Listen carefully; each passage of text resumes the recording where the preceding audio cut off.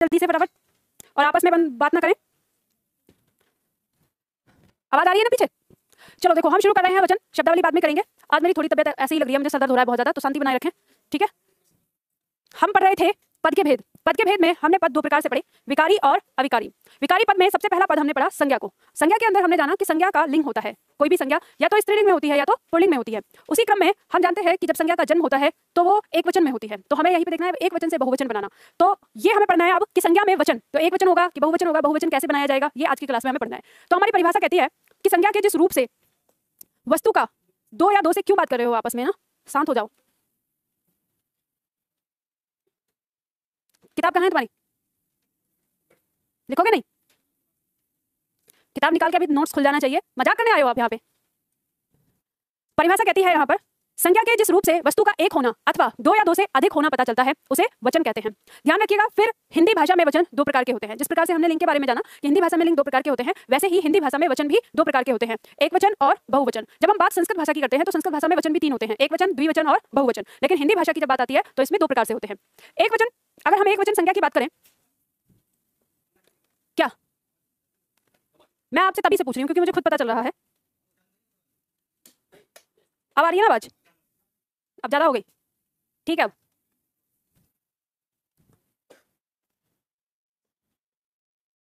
चलो देखो, हम बात करते हैं एक वचन और बहुवचन। एक वचन की परिभाषा कहती है संज्ञा के जिस रूप से वस्तु का एक होना बोध होता है उसे एक वचन कहते हैं, और बहुवचन में संज्ञा के जिस रूप से वस्तु का दो या दो से अधिक होना बोध होता है उसे बहुवचन कहते हैं। अब उदाहरण के तौर पे हम देखेंगे तो जैसे लड़का, रात, किताब। अब इसका हम बहुवचन बनाते हैं तो लड़के, रातें, किताबें।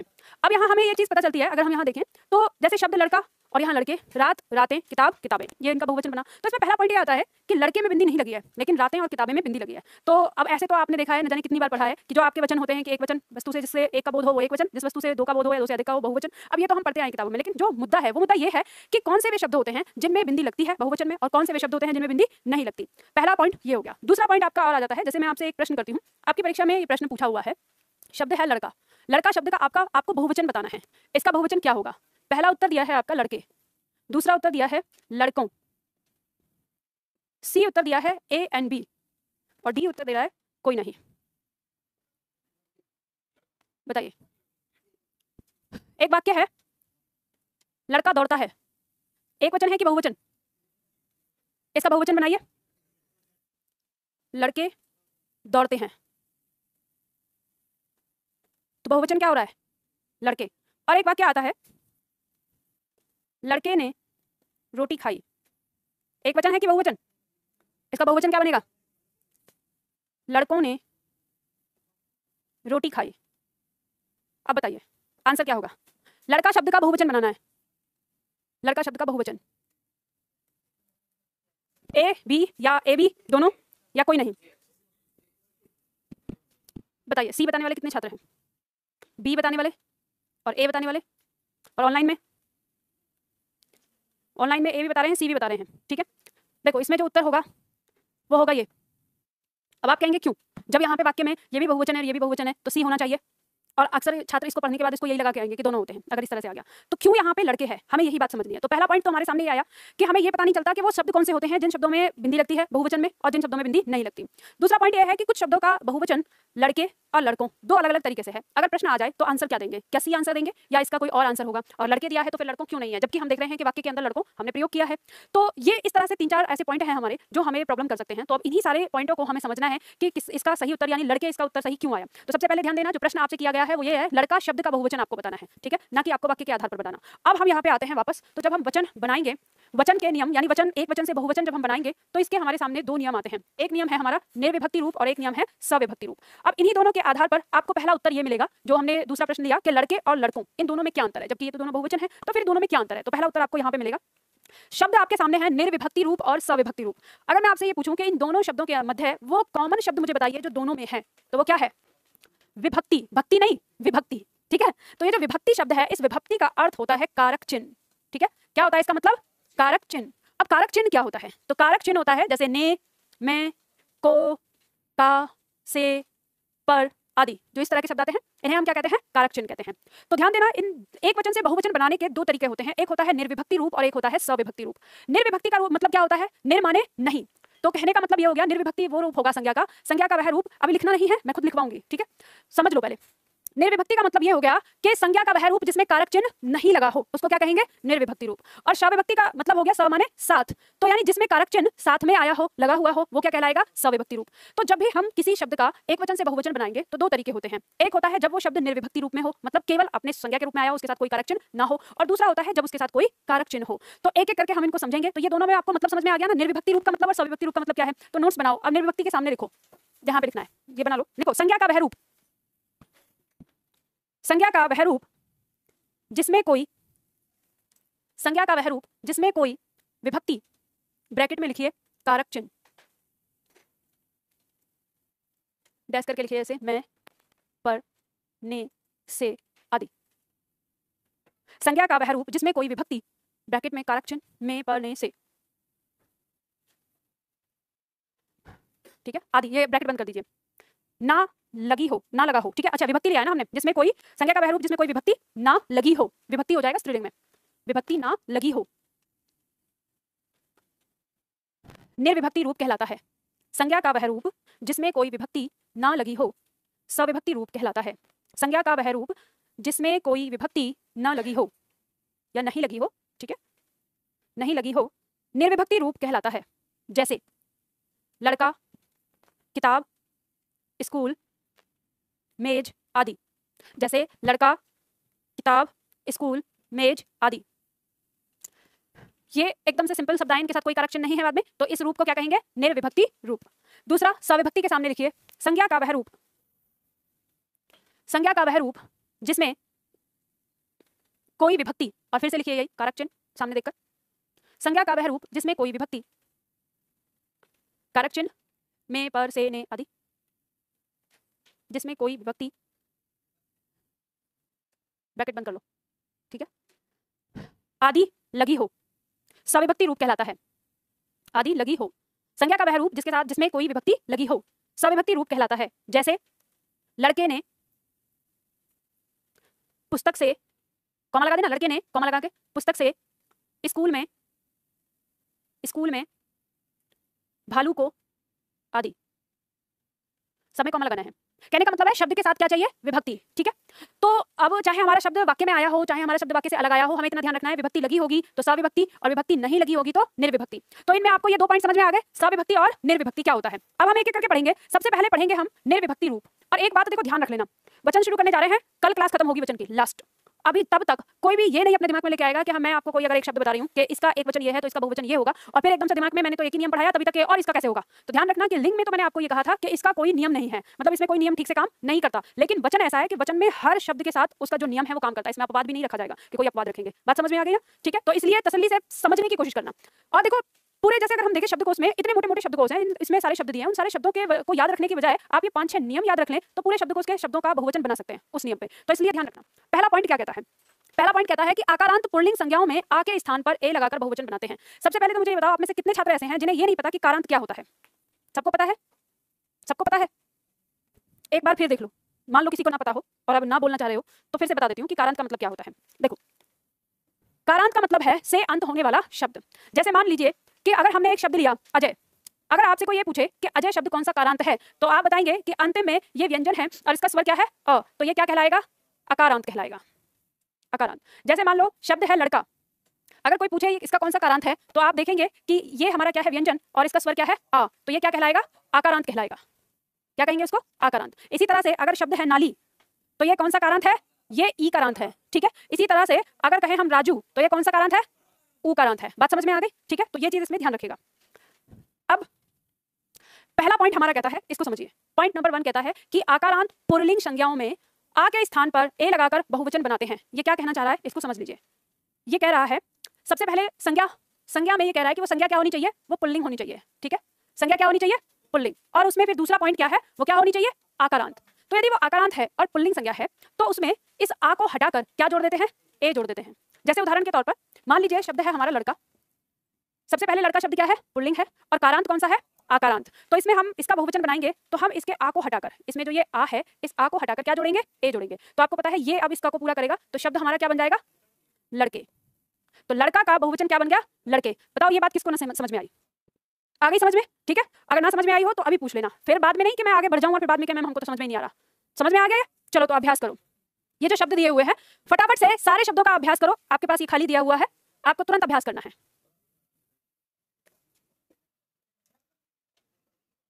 शांत हो जाओ, बात करने के लिए नहीं बोला, अभ्यास करने के लिए कहा है।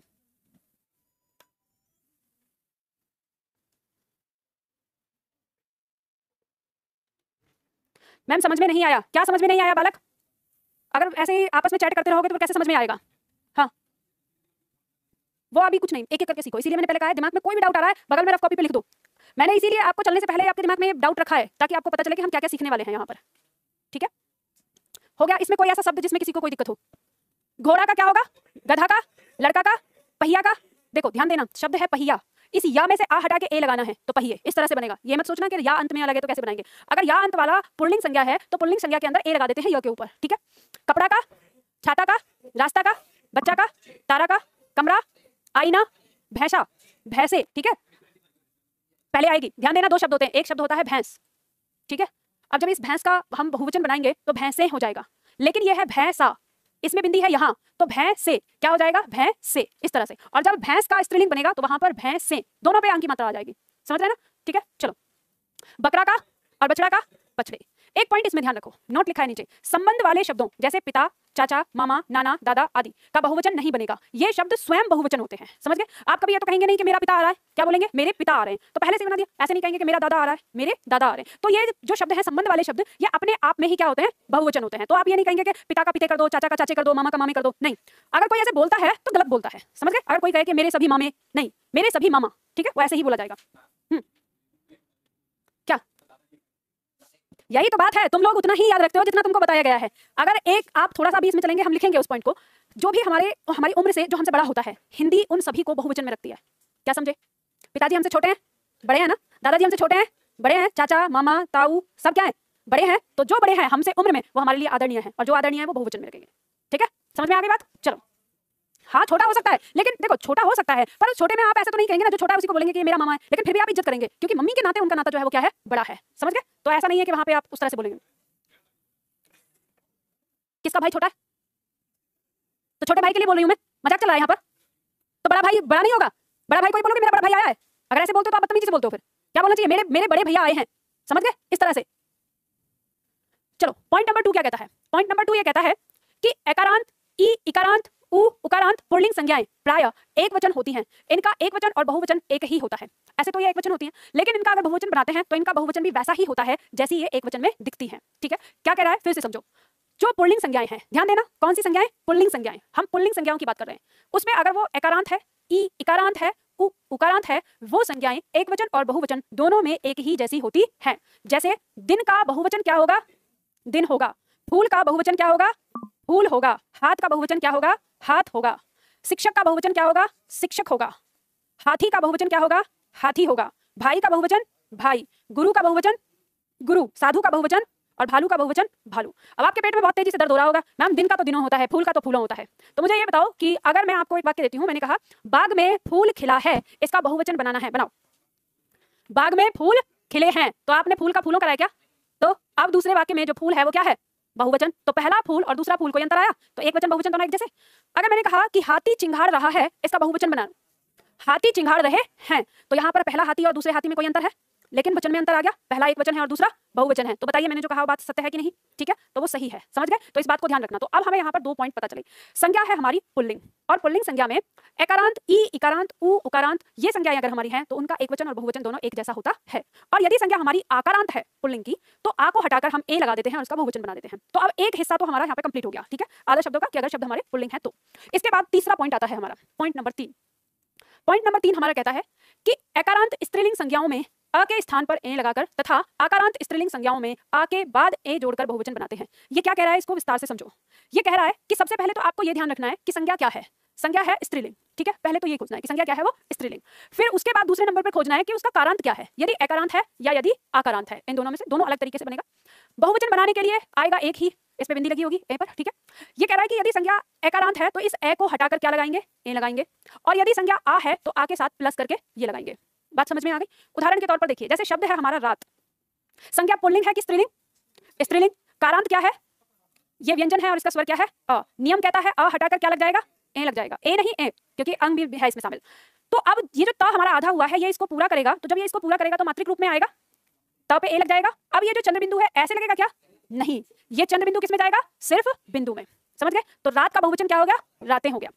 अब दूसरा देखते हैं, जैसे मान लो यहाँ पर शब्द आ गया हमारा माता, माता शब्द का बहुवचन बनाना है तो माता में क्या लगा है हमारा, आकारांत है, ये व्यंजन और ये स्वर क्या है आ, तो आ के बाद हमें इसे क्या करना है, प्लस करना है, तो इसे जोड़ेंगे तो ये त तो इसको पूरा करेगा यहाँ पर, और शब्द हमारा क्या बन जाएगा, अब जब ये ऐसे आ गया तो ये ज्यों का त्यों जुड़ जाएगा, तो शब्द क्या हो गया, माताएं। ठीक, अब ये मत बोलना कि मैम हमने पुल्लिंग जो संज्ञा थी उनमें तो उनको कहीं बदला ही नहीं, लेकिन स्त्रीलिंग में कैसे बदल रहे, तो स्त्रियां बहुवचन हो जाती हैं, मतलब एक से अधिक हो जाती हैं, तो एक से अधिक माता हो सकती है, एक से अधिक दीदी हो सकती है, एक से अधिक भाभी हो सकती है, तो वो माना गया है। इसलिए क्या, अच्छा नजर कहाँ है तुम्हारी, कहाँ गई चंद्र बिंदु, उसमें है नहीं क्या, है नहीं, अच्छा मतलब आपको ये कौन सी क्लास से शुरू करा पढ़ना, अरे समझ गई मैं, मेरे को ये बताओ कौन सी क्लास से पढ़ना शुरू किया है, वर्णमाला से ना, ये जो पीछे बैठने में जो जिनके बगल में बैठे हो ना, ये संगति का सर है, ये मालूम है तो बताओ, समझो, ये देख लो, बता दिया इसने भी, जिसे जो ये कहता है हाँ तो कुछ समझ में ही नहीं आ रहा, वो बता रहा इतनी छोटी सी चीज, क्या बताया उसने, ये कहा ये चंद्र बिंदु जब कभी आती है, जो रेखा जो मात्राएं शिरोरेखा से ऊपर लगती हैं उनके साथ जब ये कभी प्रयोग होगी तो किसमें होती है, बिंदी के रूप में प्रयोग होती है। बात समझ में आ गई, जैसे ई की मात्रा आ गई, ये आ गई, ये सब मात्राएं जो है इनके साथ, इसलिए जो चंद्र बिंदु है वो किसमें दिख रही है आपको, बिंदी में दिख रही है। तो अब यहाँ पहुंचते हुए आपको ये बात तो समझ में आ गई होगी कि हमने अभी जो हमारे दिमाग में ये डाउट था कि बिंदी का प्रयोग कहाँ होगा और बिंदी का प्रयोग बहुवचन में कहाँ नहीं होगा, तो हमें ये पता चल गया है कि स्त्रीलिंग संज्ञाओं में बिंदी का प्रयोग होगा और पुल्लिंग संज्ञाओं में बिंदी का प्रयोग नहीं होगा। ये बात आपको क्लियर हो गई। तो यहाँ पे ये जो मैंने अभी समझाया समझ गए ना, एकारांत और आकारांत को। तो चलो अभ्यास करो फिर। दिया हुआ है शब्द आपका रात, पुस्तक, आदत, सड़क, बोतल, बात, खबर, अदालत। यहाँ तक जितने भी शब्द हैं, पहले तो ये सारे शब्द क्या हैं, ये स्त्रीलिंग हैं, और दूसरा ये एकारांत हैं। तो इनमें जब हम इनका बहुवचन बनाएंगे तो ए जोड़ेंगे तो इन पे एक ही मात्रा आ जाएगी बिंदी के साथ, ठीक है। और लता, माता, शाखा, सभा, कक्षा, कामना, अध्यापिका, ये जो शब्द हैं ये हमारे क्या हो जाएंगे, ये स्त्रीलिंग संज्ञाएं हैं लेकिन आकारांत हैं, तो इनके तुरंत बाद जो हमारी संज्ञा है वो ए जुड़ जाएगी ज्यों की त्यों। सभी कर रहे हो, मैं चेक करने आ रही हूँ।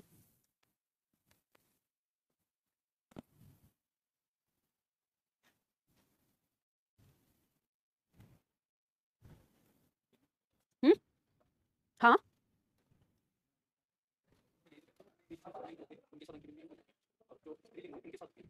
स्त्रीलिंग के साथ, ये आपको जो बता रहा है ना यहाँ पर, इससे पता चलेगा आपको, जो नियम बता रहा है उससे ये पता चलेगा। तो हमें यहाँ पे अपने आप ही, अब यहाँ पे पुल्लिंग तो जो संज्ञाएं हैं वो हमारे यहाँ से मिट गई सारी, जितने भी कारण होंगे। अब यहाँ पे बचती है हमारी ये स्त्रीलिंग आ रही है, तो स्त्रीलिंग में लग रहा है ये बिंदी यहाँ आ रही है, ठीक है। आगे तक कर लिया पहले ही, अच्छा ये तो अभी यहीं तक है ना। हाँ देखो, बछड़े में नीचे बिंदी नहीं लगाई है, घोड़े में नहीं लगाई है, इसमें लगाओ, ठीक है।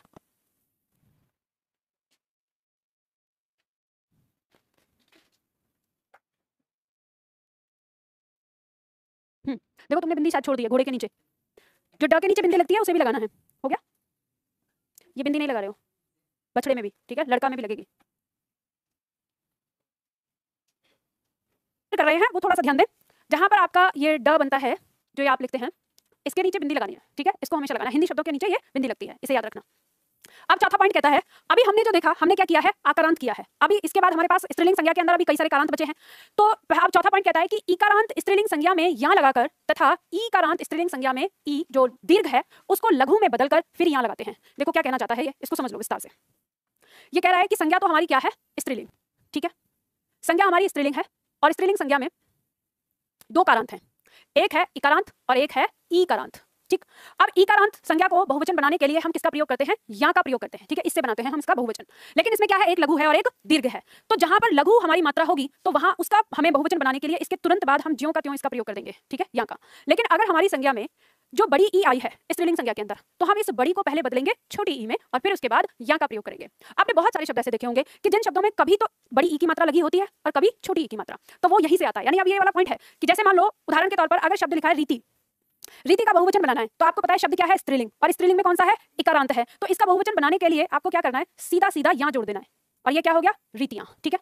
उसी तरह से एक संज्ञा आती है नदी, आप लिखते हैं नदी, अब नदी का बहुवचन बनाना है तो आपको पता है कि नदी शब्द क्या है, स्त्रीलिंग है, और स्त्रीलिंग में ये कौन सा कारांत है, ये ई कारांत है, बड़ी ई आई है। तो इसका बहुवचन बनाने के लिए हमें क्या करना होगा, जो बड़ी ई है उसको छोटी ई में बदलना होगा और यहाँ लगाकर इसको बहुवचन बना देना होगा। बात समझ में आ गई।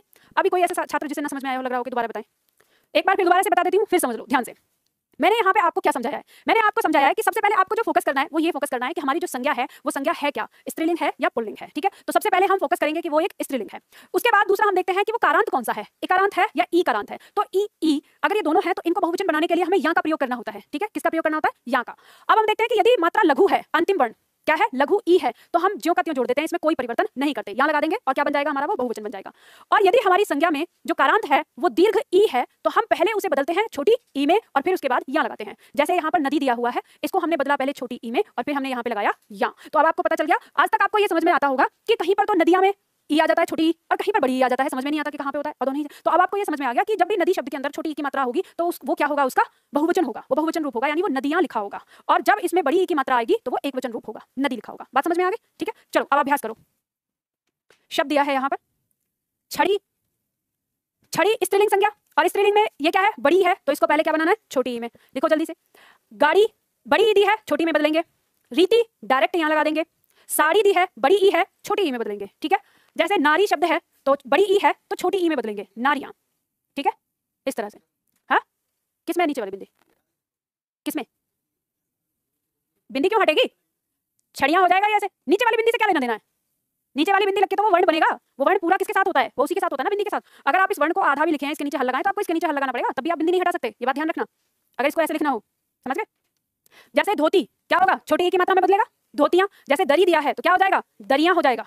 ठीक है, नीति डायरेक्ट यहाँ लगा देंगे, नीतियां। नाली तो छोटी ई में क्या हो जाएगा? बड़ी ई क्या हो जाएगी? छोटी ई में बदलेगी, नालियां। ठीक है, कुर्सी, कुर्सी शब्द में देखेंगे तो देखो यहाँ पे हम लगाएंगे, हमें पता है 100 के ऊपर ई की मात्रा लगी है और फिर र लगा है, तो बस आपको क्या करना है? बड़ी ई को किसमें बदलना है? छोटी ई में बदलना है और फिर र लगा देना है। ठीक है, और यहाँ लगा देना है, तो शब्द हो जाएगा कुर्सियां।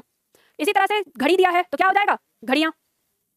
सवारी का सवारियां, नदी का नदियां। अब देखो जैसे बच्ची लिखा हुआ है तो ध्यान देना कि ये च और ये च, इस आधे च को इस च ने अपनी ई की मात्रा से सहारा दिया है, तो जब बड़ी ई की मात्रा किसमें बदल रही है? छोटी ई में, तो वो छोटी ई की मात्रा भी सहारा देगी, तो वो इससे पहले आएगी। समझ गए? वर्तनी में सिखाया, और जिन छात्रों को अभी नहीं पता वर्तनी में तो उनके लिए मैंने बता दिया है कि इससे पहले आएगी, क्योंकि जब हम फिर वर्णमाला पढ़ेंगे तो वहां फिर सिखाऊंगी, वहां बताऊंगी कि किस तरह से होता है, ऐसा क्यों हुआ है। बात समझ में आ गई? जैसे शब्द हो गया जाति तो जातियां हो जाएगा डायरेक्ट। आगे बात समझ में? चलो इसके बाद अगला पॉइंट देते हैं, नंबर 5। पॉइंट नंबर 5 कहता है उकारांत स्त्रीलिंग संज्ञा में ए लगाकर तथा उकारांत स्त्रीलिंग संज्ञा में उ को यानी जो दीर्घ है उसको लघु बनाकर ए लगाएंगे। क्या कह रहा है? फिर से इसको समझ लो, ये क्या कहना चाह रहा है? ये कह रहा है कि जिस तरह से हमने यहाँ पर देखा कि संज्ञा हमारी क्या होनी चाहिए, संज्ञा है हमारी स्त्रीलिंग, और कारांत क्या होंगे? 2 होंगे, एक होगा छोटा ऊ और बड़ा ऊ, और इसका बहुवचन किससे बनेगा? ए से बनेगा, जिससे आ का बना था उसी से बनेगा। ठीक है, अब हमको ये पता है कि यदि ऊ लगा होगा तो डायरेक्ट इसके साथ क्या होगा? ये यूं ही जुड़ जाएगा। ठीक है, छोटे ऊ के साथ। और अगर बड़ा ऊ दिया है तो इस बड़े ऊ को पहले हम परिवर्तित करेंगे छोटे ऊ में और फिर उसके बाद हम इसे जोड़ेंगे। ठीक है, जैसे उदाहरण के तौर पर यहाँ पे शब्द है हमारा वस्तु। वस्तु पुल्लिंग होता है कि स्त्रीलिंग होता है? स्त्रीलिंग होता है, तो और इसमें कारांत क्या है? छोटा ऊ है। ठीक है, तो इसमें हम डायरेक्ट क्या जोड़ देंगे? या जोड़ देंगे, आ जोड़ देंगे। ठीक है, तो ये क्या हो जाएगा? वस्तुएं। इस तरह से लिख जाएगा। और ऐसे ही हमारा शब्द आता है, जैसे शब्द लिखा है वधु, तो वधु का मतलब क्या होता है? बहु होता है। ठीक है, अब ये क्या है? उकारांत है, बड़ा ऊ है, तो इस बड़े ऊ को पहले किसमें बदलेंगे? छोटे ऊ में, और फिर इसको लगाएंगे, तो क्या हो गया? वधुएं। ठीक है, इसी तरह से बहु आ जाएगा। जैसे उदाहरण देखो दिया हुआ है यहाँ पर, वस्तु से वस्तुएं बना, जैसे धेनु से धेनुएं बना, जैसे बहु से बहु। अब इसमें बड़ा ऊ है, इसको छोटा ऊ कर दिया। वधु से वधुएं हुआ, बड़े ऊ को छोटे ऊ में बदला। गऊ, यहाँ बड़ा ऊ है तो यहाँ गौएं, ये क्या कर दिया? छोटा ऊ कर दिया। बात समझ में आ गई? तो इस तरह से यहाँ पर होता है। इसके बाद अगला पॉइंट आता है, पॉइंट नंबर 6। किसी या अंत वाली संज्ञा में या के ऊपर केवल चंद्रबिंदु का प्रयोग करते हैं। ये क्या कह रहा है? बात को समझो। ये कह रहा है कि कोई स्त्रीलिंग संज्ञा है और उसका अंत किससे हो रहा है? या से हो रहा है। ठीक है, स्त्रीलिंग संज्ञा है और उसका अंत किससे हो रहा है? या से हो रहा है, तो उसका बहुवचन बनाने के लिए उस या के ऊपर केवल चंद्रबिंदु रख देंगे और वो क्या बन जाएगी? बहुवचन बन जाएगी। जैसे देखो चिड़िया, या आया तो क्या हो गया? चिड़िया। बुढ़िया, बुढ़िया। बिटिया, बिटियां। चुहिया, चुहियां। गुड़िया, गुड़ियां। डिबिया, डिबिया। कुटिया, कुटियां। बिंदिया, बिंदिया। ठीक है, इस तरह से हमें पता चल गया। तो ये पॉइंट है हमारे। अब अगर हम देखें निर्विभक्ति रूप में, तो निर्विभक्ति रूप के हमारे जो जितने भी कारांत हैं सबका बहुवचन बन चुका है, चाहे वो स्त्रीलिंग है चाहे वो पुल्लिंग है। अब एक सवाल और आ सकता है आपके दिमाग में, आप ये कहेंगे कि मैम एकारांत और ओकारांत अगर दिया हो तो उनका पुल्लिंग कैसे बनेगा? तो ध्यान रखिए, हम एकारांत और ओकारांत से तो ही पुल्लिंग बनाते हैं, तो अपने आप में ही तो सॉरी उनसे हम क्या बनाते हैं? बहुवचन बनाते हैं, तो वही हमारे क्या होंगे? बहुवचन ही होंगे। तो उसमें हम ये नहीं कह सकते उनका बहुवचन कैसे बनेगा। तो हमने जो पढ़ा उसका एक बार पुनः अभ्यास। अब आप लोगों को बताना है, 2 पॉइंट ले रही हूं मैं, आप इसे चाहे शॉर्ट ट्रिक करके लिखें या जैसे मर्जी आए। हम यहाँ पे कहेंगे कि हमारे पास जो हम बात कर रहे हैं वो क्या है? संज्ञा की बात कर रहे हैं।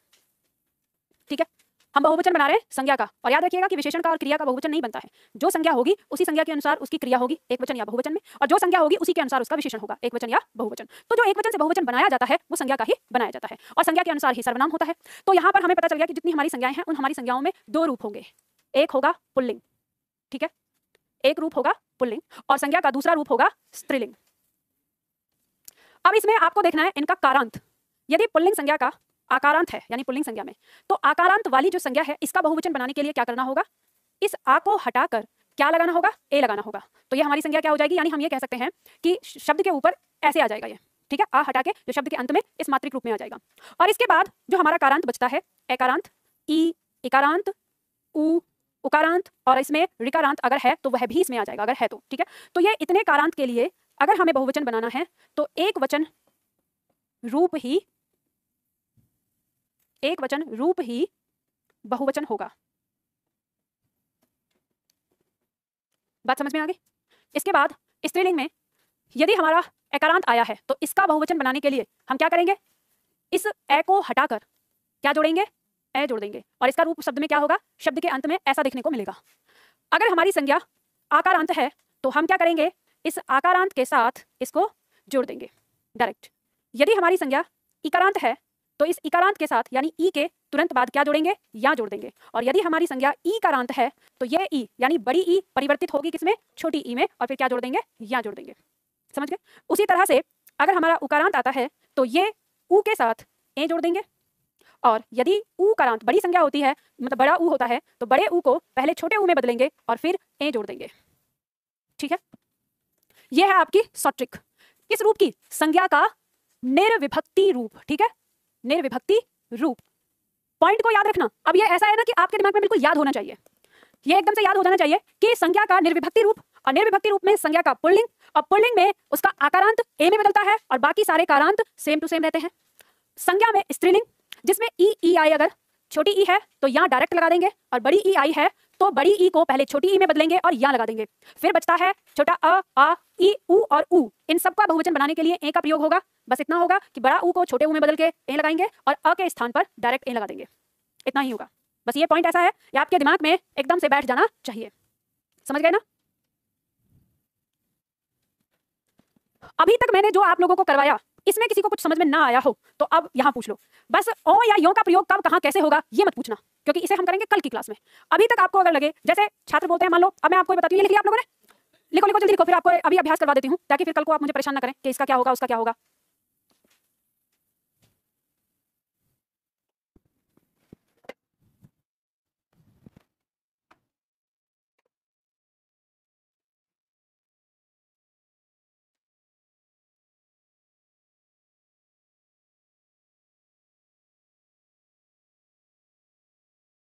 उतार लिया, देखो